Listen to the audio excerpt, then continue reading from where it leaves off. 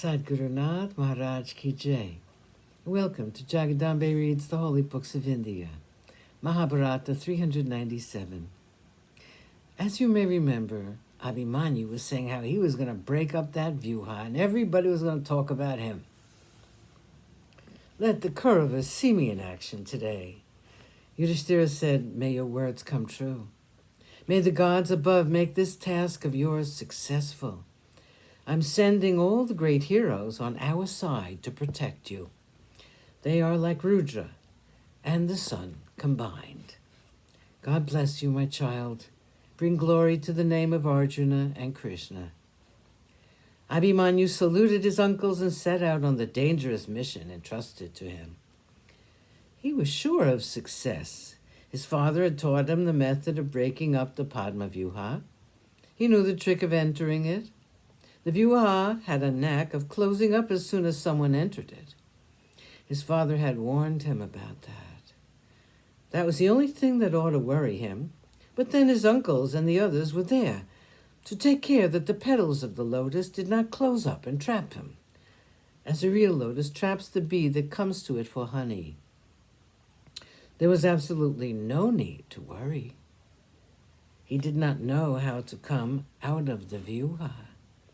But then the Vyuha would be destroyed by the others in a short time. The chariot of Abhimanyu was ready. He ascended it. His banner was the Kovadara. Abhimanyu stood in his chariot and turned his smiling eyes to all his uncles. They were proud of the young son of Arjuna. They all stood aside to let him pass. They all saw the chariot going fast towards the terrible Padma Vyuha guarded by Drona. All of them now followed him in their chariots. It was a grand procession. Quick, quick, said Abhimanyu to his charioteer, take me quickly to the Kaurava army. I am impatient to break this Vyuha of Drona. I must do it before the army of my uncle is destroyed. I must hurry. The charioteer was worried. His voice was grave when he heard the words of the young man. He said, I do not like to take you there. I feel that the Pandavas have placed too big a burden on your young shoulders. You should set about the task only after making sure that you will be able to do it. This sinful Brahmin, this Drona, is a past master in the handling of astras.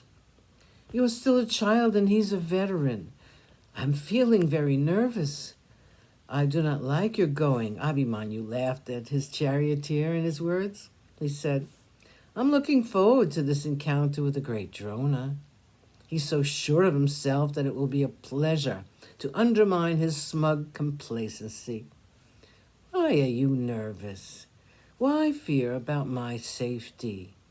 I am the son of Arjuna. I am the nephew of Krishna. I can defy Indra, the Lord of the heavens. It is nothing to me to fight this Drona. All the warriors on the opposite side put together cannot equal me. How can fear approach the son of Arjuna? I will burn the entire army of the Kauravas. I will not call myself the son of the great Arjuna. And Subhadra, if I do not succeed in routing the army of the Kauravas. The charioteer was silent. Very unwillingly, he coaxed the horses to carry them toward the formidable Padma Vyuha, the triumph of Drona. Chapter 8, Jayadratha is formidable. The chariot of Abhimanyu flashed toward the Vyuha like a streak of lightning. If it had not been for the banner, which was different, people would have thought that it was Arjuna who was hurrying towards the enemy army. The two armies clashed. The son of Arjuna, the handsome Abhimanyu, broke up the entrance of the Vyuha. He did something which was beyond the ken of human beings. The great Padma Vyuha, which was considered to be unbreakable, was opened by Abhimanyu under the very eyes of Drona. Breaking it, he entered the Vyuha. Sadguru Nath Maharaj Ki Jai. Thank you for coming. I hope you come again.